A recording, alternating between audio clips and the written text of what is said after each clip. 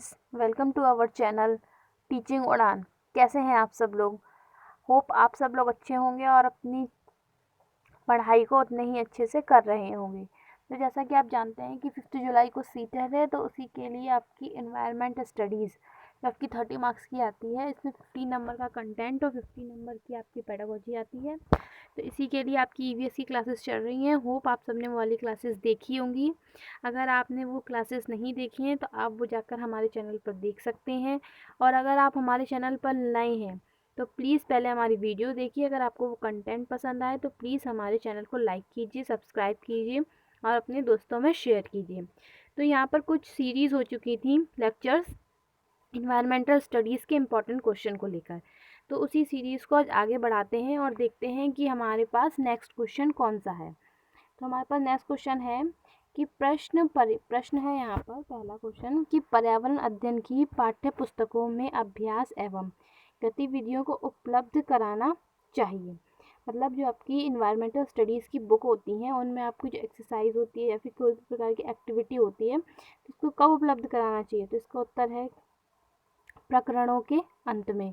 क्या है इसका उत्तर? प्रकरणों के अंत में। प्रकरणों यानी किसी भी चैप्टर के एंड में आपको क्या कराना चाहिए, उससे संबंधित एक्सरसाइज करानी चाहिए और उससे संबंधित क्या करानी चाहिए, एक्टिविटीज़ करानी चाहिए। ठीक है, चलिए आगे चलते हैं।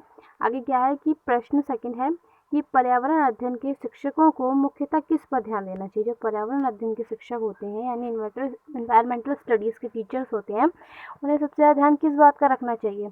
तो आपका आंसर है मुख्यतः प्रयोगों पर, यानी कि क्या करानी चाहिए, उन्हें एक्सपेरिमेंट्स करानी चाहिए, एक्टिविटीज़ करानी चाहिए, जिससे क्योंकि आप जानते हैं जो पर्यावरण अध्ययन होता है वो क्या होता है, हमारी चारों ओर की दीवारों पर, चारों ओर के एटमॉस्फेयर पर, हमारे स्कूल की चारों दीवारों पर, सब जगह हमारा क्या है, इन्वायरमेंटल होता है। इसीलिए कहते हैं कि इन्वायरमेंट स्टडीज़ को करते समय किस पर ध्यान देना चाहिए, हमेशा प्रयोगों पर। ठीक है, चलिए अगला क्वेश्चन देखते हैं कि प्रश्न प्राथमिक क्या है, प्राथमिक स्तर पर बच्चे का आकलन करने का सर्वश्रेष्ठ तरीका क्या है। मतलब अगर बच्चे का हमें आकलन करना हो तो उसका सर्वश्रेष्ठ तरीका क्या है। तो उसका उत्तर है पोर्टफोलियो का प्रयोग करना। ठीक है, तो अगर बच्चों प्राइमरी लेवल का प्राइमरी लेवल का स्टूडेंट होता है तो उसकी मौखिक और लिखित दोनों परीक्षाओं पर ध्यान देना चाहिए। और उससे भी ज़्यादा ज़रूरी होता है वो क्या होता है, पोर्टफोलियो। पोर्टफोलियो से आप जैसे समझते हैं कि एक तरीके का फोल्डर टाइप होता है जिसमें क्या कहते हैं, आपका बहुत सारी उसकी एक्टिविटीज़ होती हैं और उसके टेस्ट वगैरह होते हैं, उसके ओरल मार्क्स होते हैं। तो ये सब किस में आते हैं, ड्राइंग्स होती हैं। तो ये सब किस में एकत्र कर लिया जाता है, पोर्टफोलियो में एकत्रित कर लिया जाता है। ठीक है, तो बच्चे का अगर आपको आकलन करना हो तो सबसे ज़्यादा क्या जरूरी है, पोर्टफोलियो। ओके, चलिए नेक्स्ट क्वेश्चन पे चलते हैं।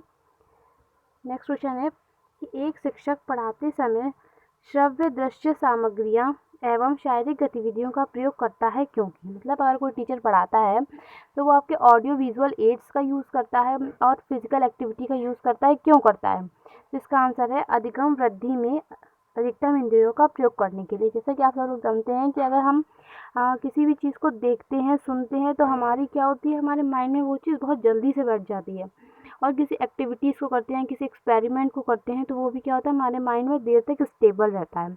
ठीक है, तो किसी भी सब्जेक्ट पर अपनी अच्छी पकड़ बनाने के लिए, बच्चों को अच्छी तरीके से समझाने के लिए उनकी इंद्रियों का क्या कराना होता है, उनका ज़्यादा से ज़्यादा उपयोग कराना होता है, जिससे बच्चे क्या होते हैं, ज़्यादा से ज़्यादा सीख सकते हैं। इसीलिए कभी भी शिक्षक पढ़ाए तो उसके लिए दृश्य श्रव्य सामग्रियों का उपयोग किया जाता है, बहुत ही ज़्यादा ज़रूरी हो जाता है। ओके, चलिए अगले क्वेश्चन पे चलते हैं।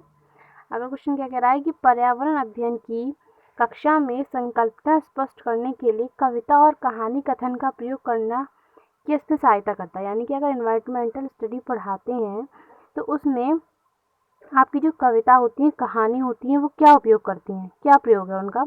तो उसका प्रयोग है स्थानीय एवं वैश्विक स्तर पर संसार की प्रकृति को खोजने और कल्पना करने की योग्यता को बढ़ावा देना। यानी कि जो कहानी होती है, जो कविता होती है, वो क्या होती है, हमारी नेचर से संबंधित होती है। ठीक है, दैनिक जीवन से जुड़ी होती है, जिससे क्या होता है, बच्चों को कल्पना करने का, किसी चीज़ को खोजने का क्या मिलता है, मौका मिलता है। ओके, चलिए नेक्स्ट क्वेश्चन पे चलते हैं।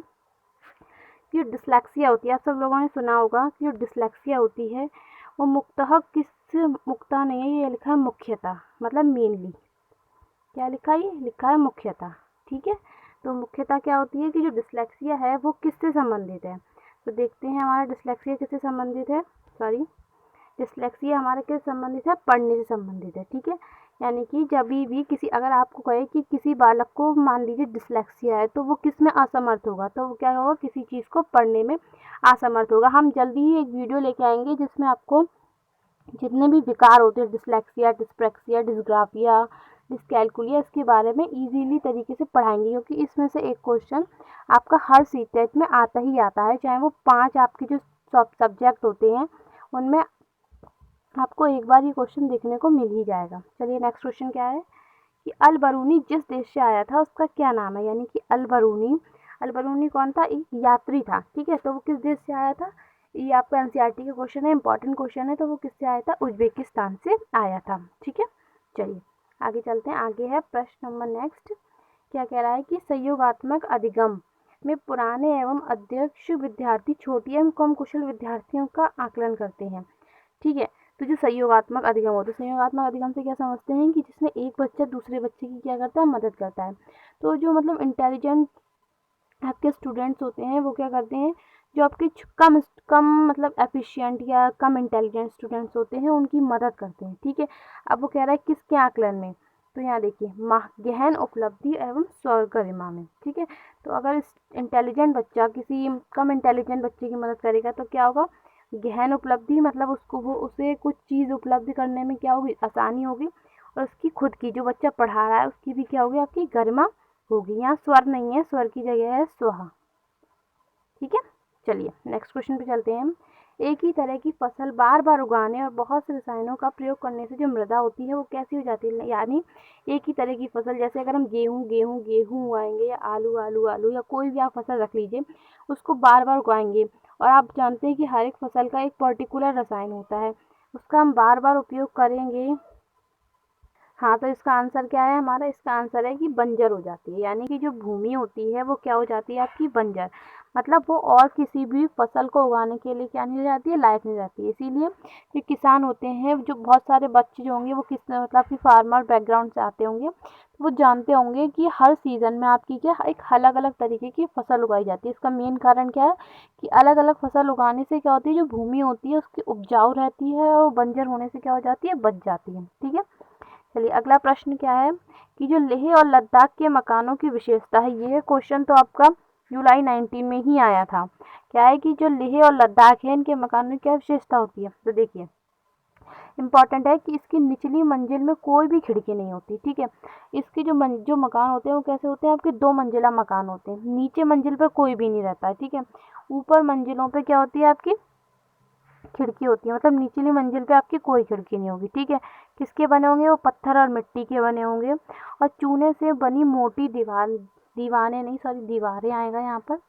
ठीक है, जो क्या होगी, दीवारें होंगी और लकड़ी के फर्श होंगे। तो किस तरीके की बनी होती है, निचली जो मंजिल होती है उस पर कोई भी खिड़की नहीं होती। ठीक है, जो निचली मंजिल का उपयोग करते हैं वो लोग मतलब वो सामान को रखने के लिए करते हैं और ऊपरी मंजिल का प्रयोग रहने के लिए करते हैं। ठीक है, और उसकी जो छत होती है तो ढलावदार होती है, तो वहाँ क्या करते हैं लोग फल सब्जियाँ वगैरह उगा लेते हैं। और किससे बनी होती है, चूने से मोटी हुई दीवारें होती हैं। ठीक है, आगे आपका तरुण भारत संघ नामक समूह संबंधित है। इम्पॉर्टेंट है ये क्वेश्चन भी आपका आ सकता है इस बार कि तरुण भारत संघ नामक जो समूह संबंधित है वो किससे है, तो पुरानी झीलों के पुनः निर्माण से। किससे, पुरानी झीलों के पुनः, यानी कि जो झीलें जैसे जो झीलें उपजाऊ नहीं रहती, उपजाऊ से मतलब इसमें पानी नहीं रहता है, तो ये क्या करते हैं, उस झीलों को क्या करते हैं, पुनः निर्मित करते हैं, यानी कि उसमें दोबारा से क्या लाने की कोशिश करते हैं, पानी लाने की कोशिश करते हैं। तो इस तरीके से आपके आज हमने कुछ क्वेश्चन कराए, होप आपको ये सब क्वेश्चन पसंद आए होंगे।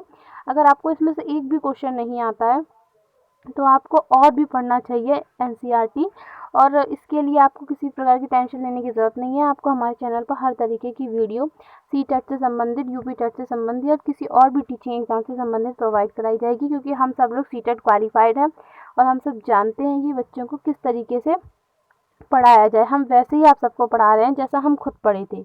तो इसी तरीके से आप हमारे चैनल से पढ़ते रहिए और अपने दोस्तों को भी ज़रूर शेयर कीजिए ताकि उन्हें भी एक अच्छा कंटेंट मिल सके। हम आपको गारंटी देते हैं कि आपकी एक भी क्वेश्चन हमारी वीडियो से बाहर नहीं जाएगा।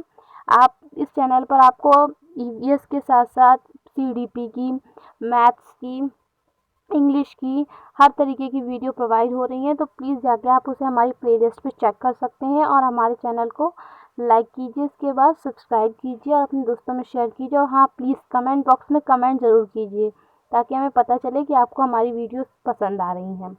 तो ठीक है, आज मैं आपसे यहीं पर समाप्त करती हूँ अपनी वीडियो। होप आप सबको ये वीडियो पसंद आएगी। Okay, thank you for viewing us.